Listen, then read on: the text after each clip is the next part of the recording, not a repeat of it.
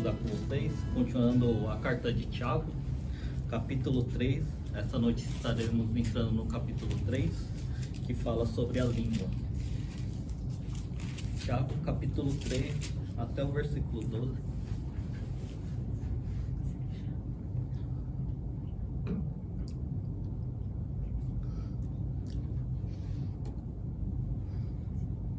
Todos acharam? Amém.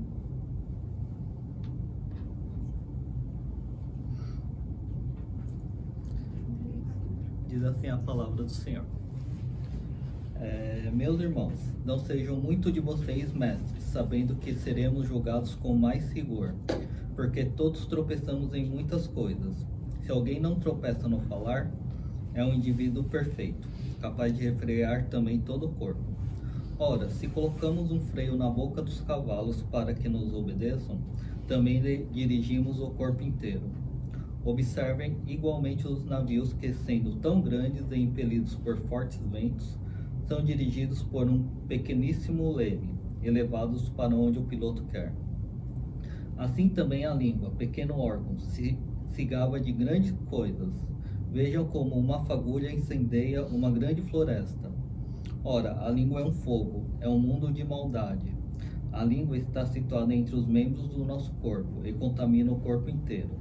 E não só põe em chamas toda a carreira da existência humana, como também ela mesma é posta em chamas pelo inferno.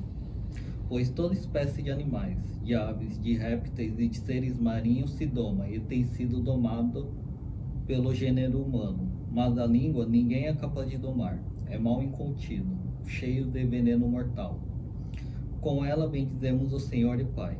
Também com ela amaldiçamos as pessoas, criadas à semelhança de Deus. De uma só boca procede bênção e maldição. Meus irmãos, isso não deveria ser assim.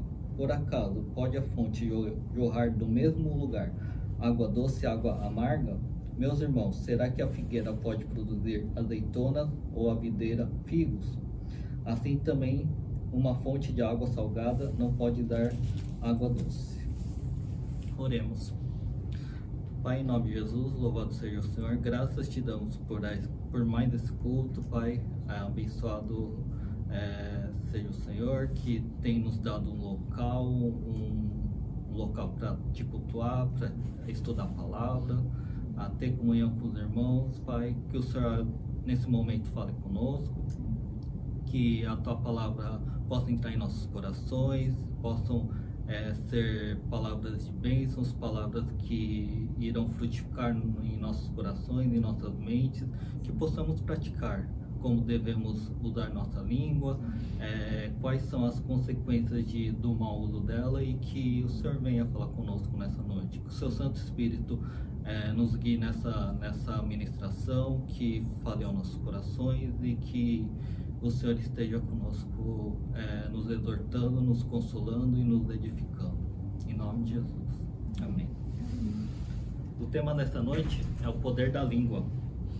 E Tiago, ele já deu uma breve pincelada sobre o assunto no versículo 26 do capítulo 1, que diz assim: se alguém se considera religioso, mas não refreia a sua língua, engana-se a si mesmo. Sua religião não tem valor algum. E é como Jesus disse: a boca fala o que o coração está cheio. A nossa tendência é falar, principalmente na hora que estamos nervosos, o que tem dentro do coração. E é pela fala que demonstramos se a palavra da verdade, o Evangelho de Cristo, está em nós. E Tiago, nesses versículos que estudaremos hoje, ele expande esse assunto sobre a língua, sobre a comunicação, sobre a fala. Tiago mostra que a língua pode ser usada tanto para o mal ou para o bem. Ela pode ser usada tanto para edificação ou para destruição. E o uso da língua é dita na Bíblia inteira. Desde o começo é muito falado sobre o que falamos. Se falamos coisas boas, se falamos coisas erradas, tem até o mandamento que a gente não pode dar falso testemunho. E ao analisar o assunto da língua, também devemos lembrar que não é só o que falamos, mas o que digitamos, o que escrevemos nas redes sociais, nos aplicativos de mensagens. Será que tudo que a gente fala, tudo que a gente digita, edifica Deus, edifica seu irmão? Ou você digita algo, fala alguma coisa que destrói o seu irmão, destrói a pessoa, cria contendas? E que possamos nessa noite estudar sobre isso e que Deus fale conosco nessa noite. E no versículo 1, Tiago ele faz uma pequena introdução que diz assim: meus irmãos, não sejam muito de vocês mestres. O Tiago começa a passagem exortando primeiramente os mestres, que eles não sejam mestres, né? Muitos irmãos queriam ser mestres, mas Tiago exorta: não sejam muito de vocês mestres. E Tiago usa os mestres como ponto de partida para uma advertência geral, que vai se expandir para todos os cristãos, não só para os mestres. Os mestres é o ponto de partida porque com suas palavras eles podem conduzir discípulos, para o bem ou para o mal, para a edificação ou para a destruição. E muitos irmãos daquele contexto, eles almejavam ser mestres. Por quê? Porque traziam uma visibilidade. Era algo que eles poderiam estar sendo vistos, sendo admirados. Pois os mestres, o trabalho deles era proclamar e interpretar as escrituras, e era geralmente na reunião das igrejas, na reunião dos cultos. Então eles estavam à frente ministrando a palavra. Só que eles estavam com a motivação errada. Vocês já ouviram falar da matemática do reino, matemática de Deus? Na matemática humana, quanto é? 1 mais 1 mais 1? 3, né? E na matemática do reino, 1 mais 1 mais 1 é quanto? É o quê? 1. Pai, Filho e Espírito Santo. Na matemática do reino, quem perde é que ganha. Na matemática do reino, quem quiser ser o primeiro, ele deve ser o último de todos. Abramos em Lucas capítulo 24, versículo 26.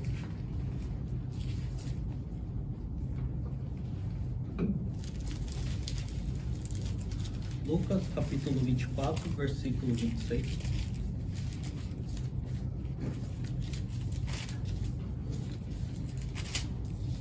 Você poderia ler para mim, Nayara? Porventura, não convinha que Cristo padecesse e entrasse na sua glória? Lucas 24, 26? Acho que é ele.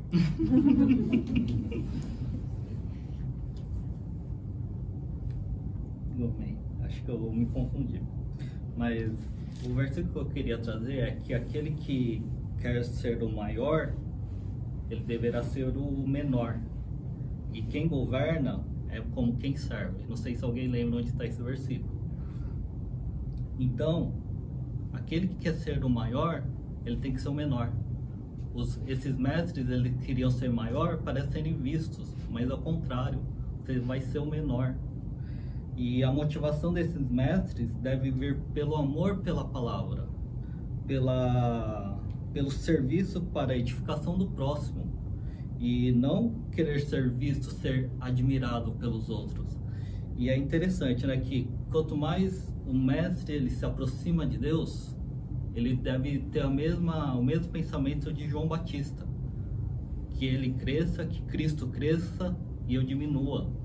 E se você reparar bem, aqueles homens de Deus, você vê na sua pregação, na sua oratória, você vê Cristo. No seu testemunho, você vê Cristo. Na sua conduta de vida, você vê Cristo. Por quê? Cristo cresce e você diminui. E na matemática do reino, você diminui e Cristo cresce. Se você quer ser o primeiro, você tem que ser o último. E no versículo, voltando para Tiago, versículo 1, a parte B, que está escrito assim: sabendo que seremos julgados com mais rigor. Meus irmãos, não sejam muito de vocês mesmos, sabendo que seremos julgados com mais rigor. Tiago, ele se coloca nesse bolo que ele vai ser julgado com mais rigor por ser mestre. E a primeira cobrança vai ser, pois os mestres, eles por ter conhecimento da escritura, eles devem demonstrar isso na prática. Como eles estudam mais, leem mais, conhecem mais, eles têm que praticar. Devem zelar pelo bom testemunho e não ficar caindo à torta e à direita por pecados que escandalizem a igreja. E a segunda ponto que eles serão mais cobrados é quando eles levarem algum irmão ao engano. Em Mateus 18, versículos 6 e 7, alguém poderia abrir para mim? Mateus 18, versículos 6 e 7.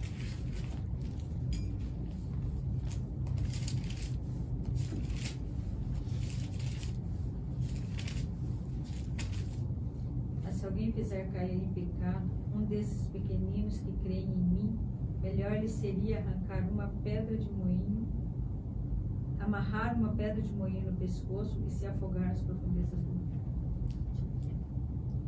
Ai do mundo por causa das coisas que fazem cair no pecado.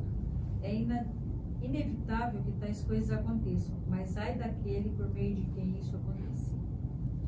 Jesus está falando assim exatamente, no contexto, é sobre crianças.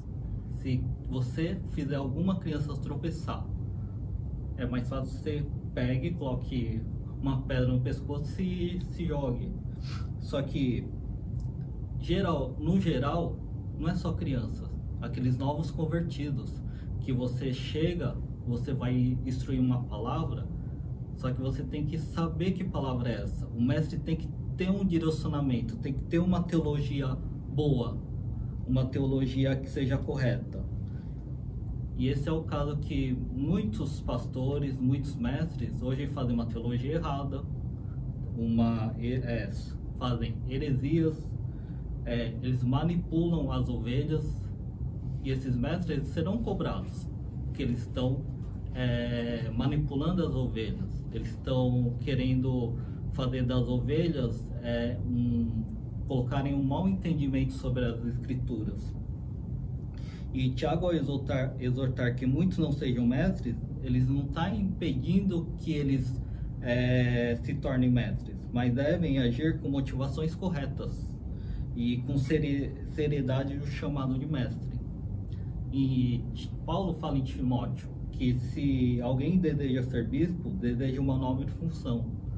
É lícito nós desejarmos ser mestre, só que depende da motivação.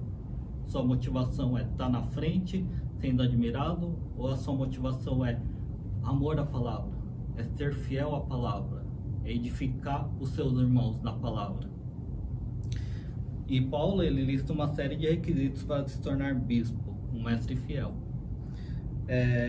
Em última análise, todos nós somos mestres.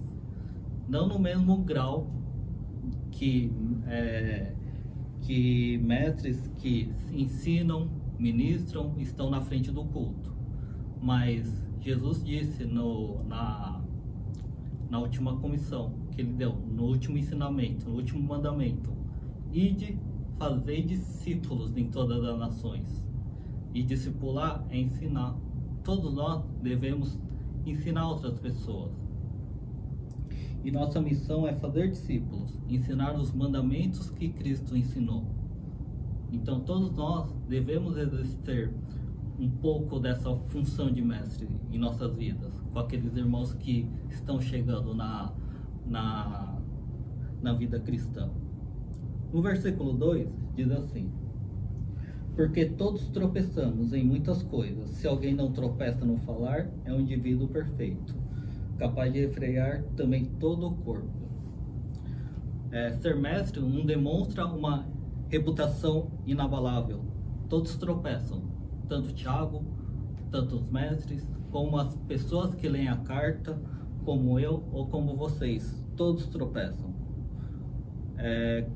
Como diz João, no 1 João, capítulo 1, versículo 8, diz assim: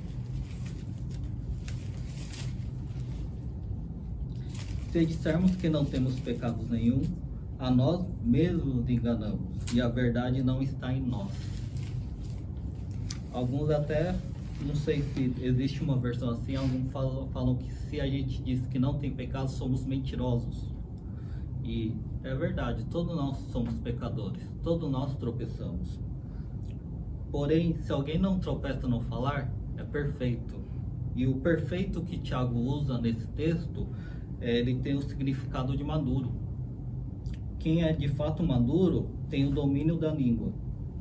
E os pecados da língua, eles ocupam bastante espaço no Novo Testamento. Nas cartas de Paulo, Jesus falando, eles falam sobre falso testemunho, blasfêmia, mentira, conversas torpes, palavras vãs, maledicência, difamação, calúnia, perjúrio. Só no Novo Testamento tem todas essas exortações pelo que a gente fala. E no dia do juízo, todos os cristãos serão responsabilizados pelas palavras ditas. Abram comigo em Mateus capítulo 12, versículos 36 e 37.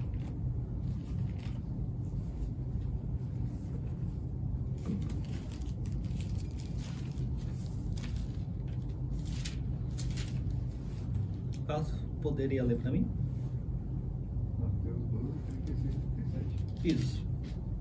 Eu afirmo a vocês que no dia do juízo, cada pessoa vai prestar conta de toda palavra inútil que falou, porque as suas palavras vão servir para julgar se você é inocente ou culpado. Amém. Isso é Jesus falando, que no dia do juízo, toda palavra inútil que nós proferimos vão ser julgadas no dia do juízo.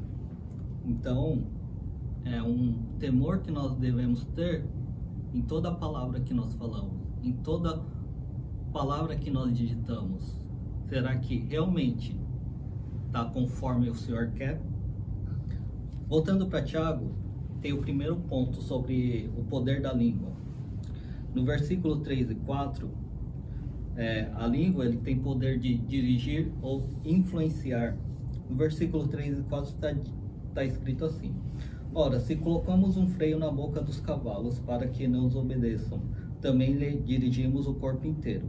Observem igualmente os navios, que sendo tão grandes e impelidos por fortes ventos, são dirigidos por um pequeníssimo leme, elevados para onde o piloto quer.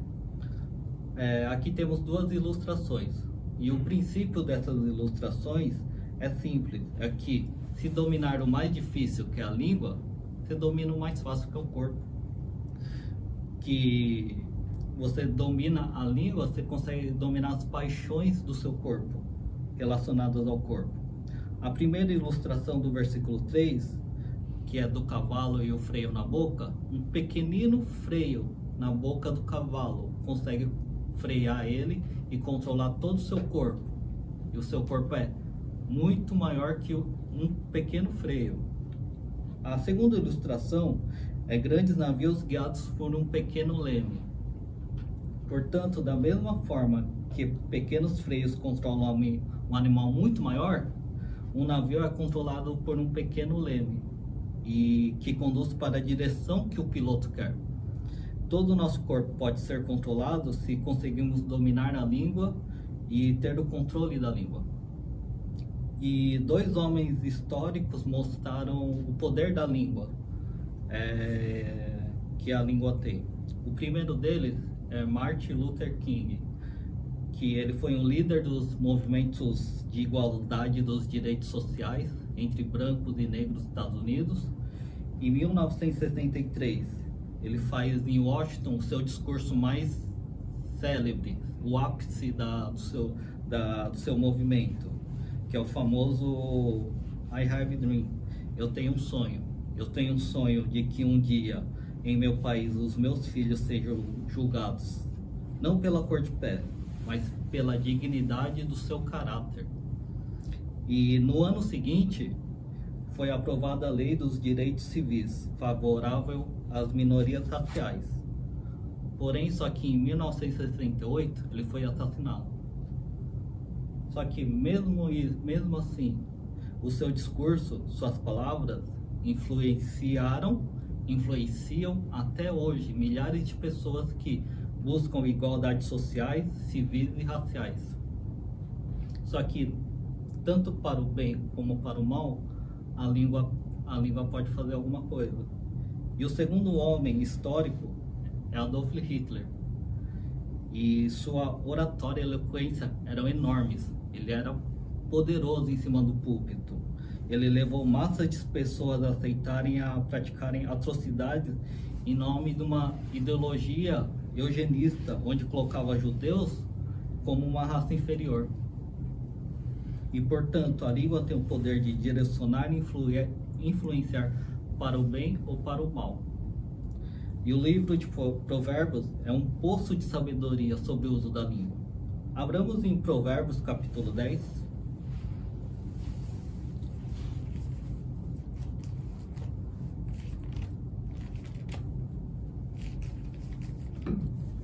Kevin, você poderia ler o versículo 11?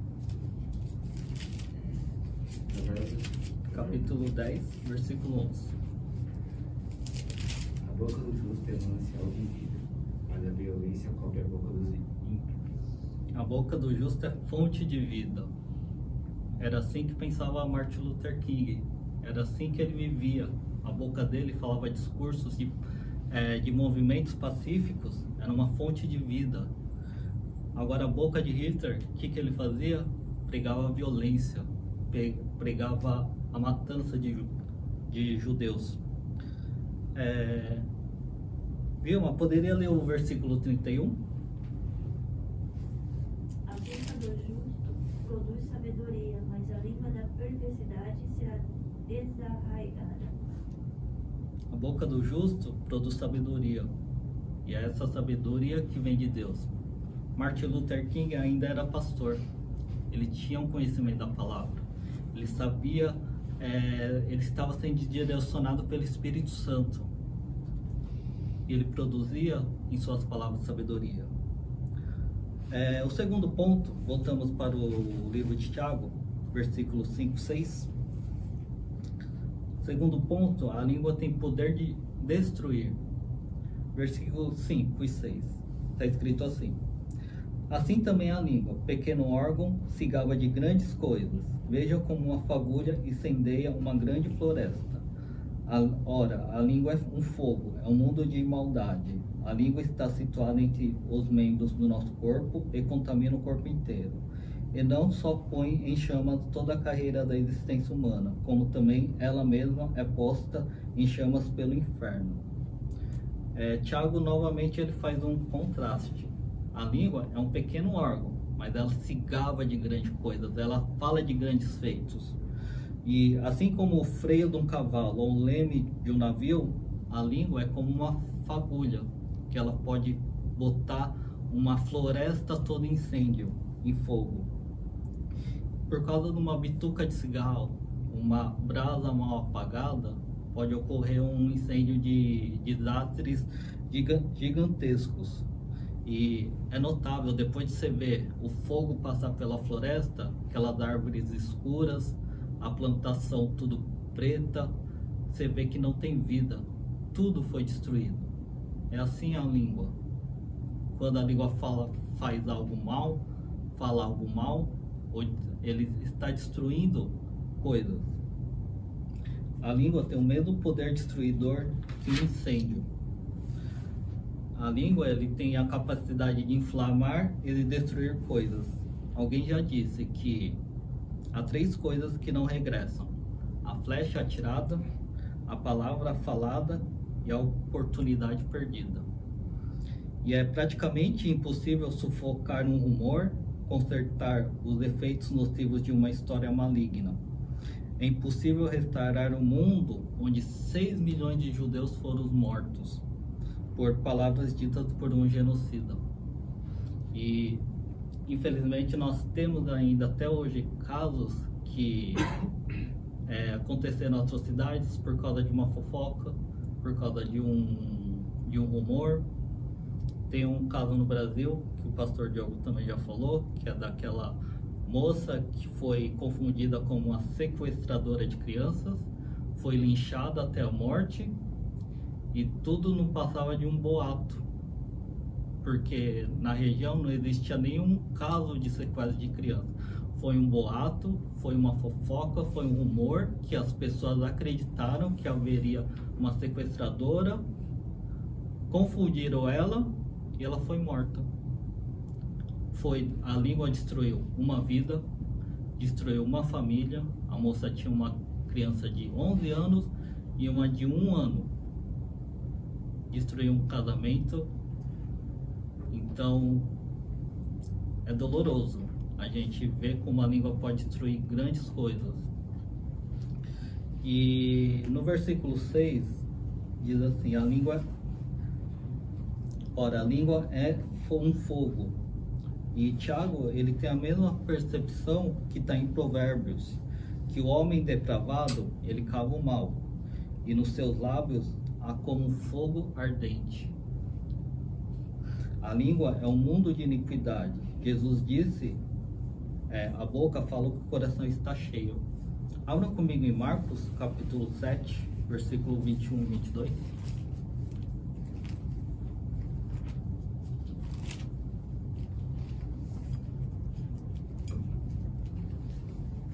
Abner, você achou? Marcos, capítulo 7, versículo 21 e 22. Pois do interior do coração dos homens vêm os maus pensamentos, as imoralidades sexuais, os roubos, os homicídios, os adultérios, as cobiças, as maldades, os enganos, a devassidão, a inveja, a calúnia, a arrogância e a insensatez. O coração, ele está ligado à língua. Então, o que esperar de palavras boas, seu coração é sujo, seu coração é contaminado, seu coração produz, como diz a palavra, pensamentos, imoralidades sexuais, maus pensamentos, furtos, homicídios. A sua boca vai falar, o seu coração tem. E a língua, ele contamina o corpo todo. A língua é capaz de corromper todo o nosso corpo. É pela língua que homens defendem, passam por cima e justificam seus atos maus. E é verdade, né? Porque a pessoa que está fazendo algo de errado, ela não assume, mas ela quer justificar porque ela está fazendo esse ato errado. E é pela língua que homens manipulam, seduzem outras pessoas para o pecado. A língua põe em chamas toda a carreira da existência humana. Nada na existência humana está livre do poder destruidor da língua. Desde que o homem começou a se comunicar, sempre houve contendas, discussões, problemas. E é interessante que até mudos, só porque não falam, não é que não vai existir problemas, não vai existir contendas, discussões, calúnias, difamações. E a língua é incendiada pelo inferno. E Tiago, quando ele fala isso, que a língua é incendiada pelo inferno, o inferno aqui empregado não significa o local de castigo eterno dos ímpios, mas como um símbolo das forças malignas e diabólicas para que o inferno foi destinado. Bom, em outras palavras, é o diabo que inflama primeiro a língua e põe em chamas todo o curso da existência humana. Na verdade,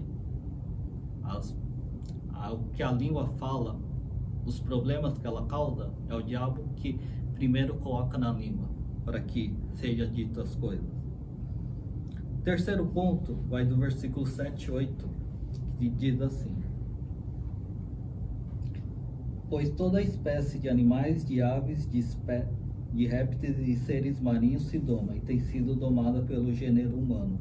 Mas a língua ninguém é capaz de domar, é mal incontido, cheio de veneno mortal. O terceiro ponto, a língua é indomável. Tiago diz que toda espécie de animais se doma e tem sido domada. E é verdade, porque em Gênesis fala que o homem dominará sobre todas as espécies de animais sobre a terra. E vemos hoje em dia homens domando elefantes, leões. No aquário de Nagoya vemos os homens domando golfinhos. Isso ecoa esse mandato de Gênesis. Porém, a língua, nenhum homem é capaz de dominar. A língua é comparada a um animal extremamente selvagem. A língua, por natureza, é indomável. A língua é carregada de veneno mortífero, assim como a cobra peçonhenta. O único que é capaz de dominar a língua é quando você tem o Espírito Santo no seu coração, na sua vida.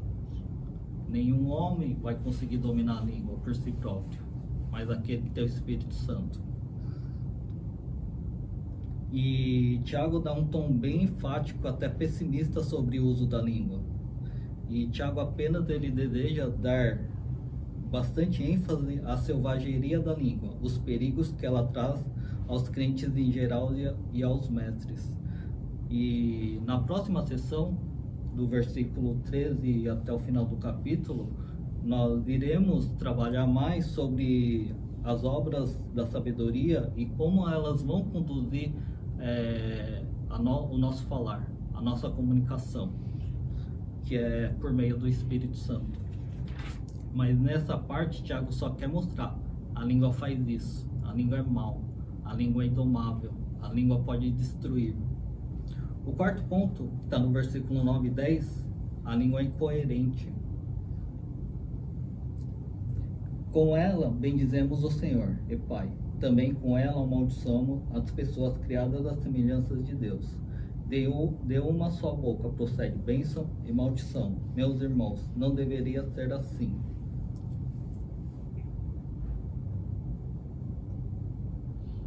A língua, ela bendiz ao Senhor e ao mesmo tempo ela amaldiçoa os homens. E bendizer ao Senhor significa elogiá-lo, falar bem dele, e sempre com uma conotação de adoração e serviço a Deus.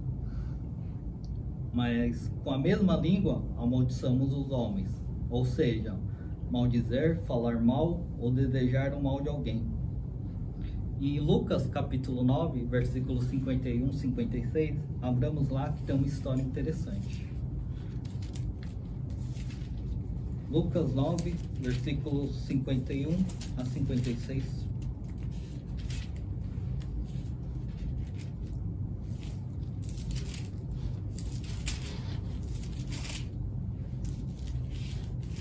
Jesus, ele estava indo para Jerusalém, ele e os discípulos, e eles iam passar em um povoado samaritano para passar a noite. Porém, o povo de lá, eles não receberam, pois eles perceberam que Jesus estava indo para Jerusalém. Estavam a caminho de Jerusalém. Aí Tiago e João, eles disseram assim para Jesus, versículo 54. Vendo isto, os discípulos Tiago e João perguntaram: Senhor, quer que mandemos descer fogo do céu para os consumir? Mas Jesus, voltando-se, os repreendeu e seguiram para outra aldeia. É interessante que Tiago e João, eles estavam junto com Jesus, adorando a Deus, glorificando o nome de Deus, e ao mesmo tempo a língua deles queria amaldiçoar os samaritanos, queriam que jogasse fogo do céu sobre aquele povoado e destruir todos. E a língua que bendizia ao Senhor, que estava junto com Cristo, é a mesma língua que queria destruir aquele povo. Amaldiçoar os homens se torna ainda mais grave, porque quando nós lemos em Gênesis, o homem foi feito à semelhança de Deus. Portanto, quem amaldiçoa os homens, maltrata os homens, ou quer o mal dos homens, está amaldiçoando a Deus. No versículo 10, voltando para Tiago, está escrito assim: De uma só boca procede bênção e maldição. Meus irmãos, não deveria ser assim. Não é conveniente que essas coisas sejam assim. Elas não podem ser assim. Tiago fala com amor, visando a reflexão e restauração dos que praticam essas coisas. Porque ele fala assim: meus irmãos, não é conveniente. Não é lícito fazer essas coisas. Não é lícito, não é conveniente a boca falar em bênçãos e maldição ao mesmo tempo. E se fosse um tom curto e grosso, seria: vocês não devem permitir que a língua haja dessa forma, proferindo bênção e maldição. Tiago está num tom amável, porque se fosse alguém mais grosso, ele ia falar: não deve fazer isso, e acabou. E Tiago, nesses versículos, usa 3 imagens. No versículo 11 e 12, Tiago usa 3 imagens, que seria da fonte de água, da figueira e da videira. Vamos ler os versículos 11 e 12? Por acaso, pode a fonte jorrar do mesmo lugar água doce e água amarga? Meus irmãos, será que a figueira pode produzir azeitonas ou a videira figos? Assim também uma fonte de água salgada não pode dar água doce. A natureza é incapaz de ir contra as funções das quais foram criadas. Da mesma forma, o homem foi feito à imagem e à semelhança de Deus, do seu Criador. Então a sua língua deveria louvar ao Criador e seu Redentor. Porém, eu gostaria de deixar uma interpretação desses versículos que o reverendo Hernando Dias Lopes faz, que é interessante. Nesses versículos ele fala que a língua tem poder de deleitar. A fonte de água fresca é uma grande bênção para uma comunidade. A água é vida. A água traz vida, traz ânimo, traz renovo. E como diz em Provérbios, o ensino do sábio é fonte de vida, para que se evitem os laços da morte. Como a água, nossas palavras também podem dar vida. Com palavras podemos abençoar pessoas, encorajá-las e consolá-las. Como Jesus, que quando chegava uma pessoa aflita perto dele, a pessoa saía animada, restaurada. E assim com aqueles que chegam para conversar conosco, as pessoas vêm conversar conosco. Ela sai animada, restaurada, ou desanimada, aflita. Tiago também compara a língua com uma árvore e seu fruto. A árvore fala de fruto, e fruto é alimento. Fruto renova as energias, a força, a saúde e da capacidade de viver. Nós podemos alimentar pessoas com uma boa palavra, uma palavra vinda do coração de Deus, uma palavra de consolo. Hernando Dias Lopes quer dizer que quais são os frutos que você produz na sua vida? Quais são os frutos que saem da sua boca? Ela é uma palavra de consolo? É uma palavra vinda do coração de Deus? É uma boa palavra? E o fruto, ele também tem um sabor especial. Nós podemos dar sabor à vida das pessoas pela maneira como nós nos comunicamos. Concluindo, palavras, elas são extremamente importantes e causam impactos sejam benéficos ou maléficos. Devemos ter sabedoria e maturidade para filtrar o que vamos dizer às pessoas, pois podemos causar desastres por uma vida toda. Por exemplo, hoje em dia existem muitos adultos que são inseguros, frustrados, porque até reclusos. Por quê? Porque quando eram crianças, os pais falavam que eles eram burros, feios, incompetentes, cresceram adultos frustrados,